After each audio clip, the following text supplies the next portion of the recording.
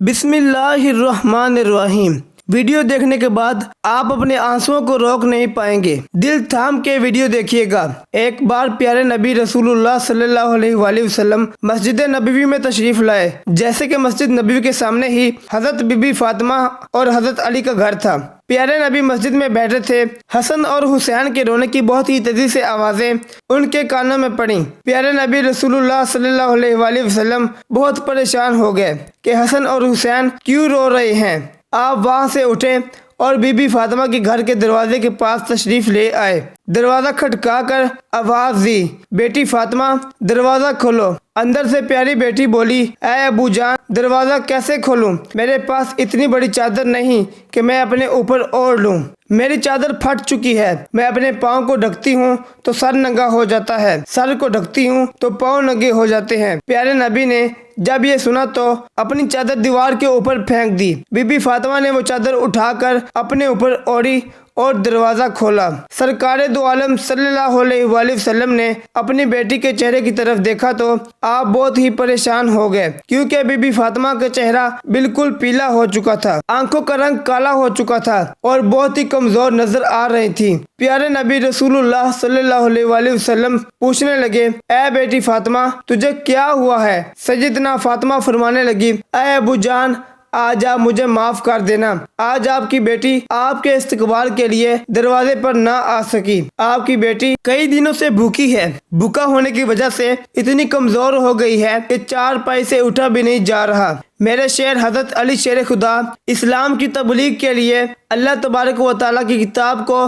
مختلف علاقوں میں پہنچانے کے لیے گئے ہیں اور گھر میں کھانے کو کچھ بھی نہیں ہے۔ یہ کہہ کر بی بی فاطمہ زاروں کی طرح رونے لگی اور کہنے لگی، حکم کریں اے ابو جان۔ پیارے نبی حضرت محمد صلی اللہ علیہ وآلہ وسلم اپنی بیٹی کی بات سن کر زاروں کی طرح رونے لگے اور کہنے لگے کہ میں مسجد نبوی میں تھا، حسن اور حسین کی رونے کی آوازیں بہت تیزی سے میرے کانوں میں پڑیں، میں پریشان ہو کر آیا۔ حسن اور حسین کیوں رو رہے تھے؟ بیٹی بولی، اے بابا جان روئے نہیں تو اور کیا کریں؟ حسن اور حسین 2 دن سے بھوکے رو رہے ہیں۔ پیارے نبی نے اپنا مبارک ہاتھ اپنی بیٹی کے سر کے اوپر رکھا اور انہیں دلاسا دیا کہ اے بیٹی صبر کرو۔ رسول اللہ سرکار دو عالم صلی اللہ علیہ وآلہ وسلم آپ نے حسین کو اپنی گود میں لیا اور اپنی مبارک انگلی حسین کے منہ میں ڈالی تو حسین انگلی کو چوسنے لگا اور خاموش ہو گیا۔ حسن کو اپنے کندھوں پہ اٹھا لیا۔ حسن نے بھی خوب آرام پایا۔ اسی طرح دونوں ننھے شہزادے آرام میں آ گئے۔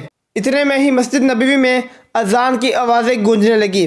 بی بی فاطمہ نے اپنی جائے نماز بچھائی اور نماز پڑھنے کے لیے کھڑی ہو گئی۔ اتنے میں ہی پیارے نبی رسول اللہ صلی اللہ علیہ وآلہ وسلم نے دیکھا فاطمہ نماز پڑھتے پڑھتے ہی گر گئی ہیں۔ آپ صلی اللہ علیہ وآلہ وسلم دوڑے دوڑے اپنی بیٹی کے پاس آئے اور ان سے پوچھا، اے بیٹی تجھے کیا ہوا ہے؟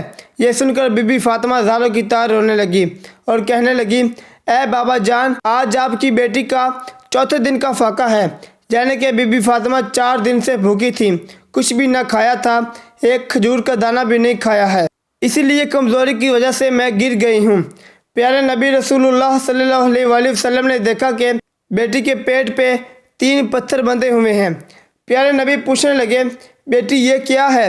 بی بی فاطمہ فرمانے لگی، اے ابو جان جب پہلے دن میں بھوکی تھی، کچھ بھی کھانے کو نہ تھا تو میں نے ایک پتھر کو اپنے پیٹ پہ باندھ دیا۔ جب دوسرے دن بھی کچھ کھانے کو نہ تھا پھر میں نے دوسرے دن کا پتھر بھی پیٹ پہ باندھ دیا، اور تیسرے دن بھی جب کچھ کھانے کو نہ تھا تو میں نے تیسرا پتھر بھی اپنے پیٹ پہ باندھ دیا، اور آج آپ کی بیٹی کا 4تھے دن کا فاقہ ہے، یعنی کہ بی بی فاطمہ 4 دن سے بھوکی تھی۔ یہ کہہ کر بی بی فاطمہ بہت ہی زیادہ رونے لگی۔ پیارے نبی صلی اللہ علیہ وآلہ وسلم فرمانے لگے، اے فاطمہ اپنی جائے نماز کا پلہ اٹھا۔ جب بی بی فاطمہ نے جائے نماز کا پلہ اٹھایا تو مصلے کے نیچے زاروں کی طرح سونے کا ڈھیر لگا ہوا تھا۔ پیارے نبی صلی اللہ علیہ وآلہ وسلم فرمانے لگے، فاطمہ بیٹی یہاں سے تمہیں جتنا سونا چاہیے اٹھا لو، لیکن یاد رکھنا قیامت کے دن تمہیں اس کا حساب دینا پڑے گا۔ یہ سن کر بی بی فاطمہ نے سونے کو ہاتھ بھی نہ لگایا اور جائے نماز کا پلہ واپس رکھ دیا اور کہنے لگی، اے ابو جان مجھے یہ سونا نہیں چاہیے۔ پیارے نبی صلی اللہ علیہ وآلہ وسلم نے جب یہ دیکھا تو اپنی بیٹی کو گلے سے لگایا اور فرمانے لگے، اے فاطمہ تیرا یہ صبر قیامت والے دن تک یاد رکھا جائے گا، तुम्हारा शौहर हज़रत अली इस्लाम की तबलीग के लिए मुख्तलिफ़ इलाकों में अल्लाह तबारक व तआला की किताब को पहुँचाने के लिए गया है, इसलिए ही ख़ानदान के चूल्हे ठंडे पड़ गए हैं। ए बेटी सब्र करो, अल्लाह सब्र करने वालों के साथ होता है। इसके बाद प्यारे नबी रसूलुल्लाह सल्लल्लाहु अलैहि वसल्लम ने अपने पेट से कपड़ा हटाया तो बीबी फातिमा ने देखा कि उनके पेट पे तो 3 ही पत्थर बंधे हुए थे, जबकि प्यारे नबी सरकार दो आलम सल्लल्लाहु अलैहि वसल्लम के पेट पर 4 पत्थर बंधे हुए थे। सरकार दो आलम सल्लल्लाहु अलैहि वसल्लम फरमाने लगे, ए बेटी तू 3 दिन की भूखी है और मैं 4 दिन का भूखा हूँ। मेरा आज चौथे दिन का फाका है। मैंने अपने पेट पे 4 पत्थर बांधे हुए हैं।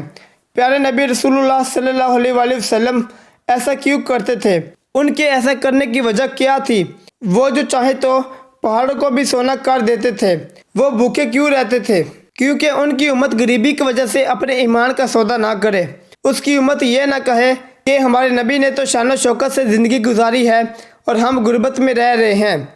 प्यारे नबी रसूलुल्लाह सल्लल्लाहु अलैहि वसल्लम की उंगली के इशारों पे तो चाँद चलता था। आपके पसीने की खुशबू गुलाबों में महकती है, जिसके इशारे पे सूरज भी वापस मुड़ आता था, जिसके इशारे पे पत्थर भी बोलता था और कहता था ला इलाहा इल्लल्लाहु मुहम्मदुर रसूलुल्लाह। अल्लाह तबारक व तआला हमें प्यारे नबी रसूलुल्लाह सल्लल्लाहु अलैहि वसल्लम की सुन्नतों पे अमल करने की भी तौफीक अता करे, आमीन। वीडियो अच्छी लगने की सूरत में वीडियो को शेयर कर दिया करें और हमारे चैनल को भी सब्सक्राइब कर दिया करें। हमारे चैनल पर इसी तरह की वीडियो अपलोड की जाती हैं। अपना और अपने दोस्तों का, अपने रिश्तेदारों का ख़ास ख्याल रखना। तो मिलते हैं अगली वीडियो में, तब तक अल्लाह हाफिज़।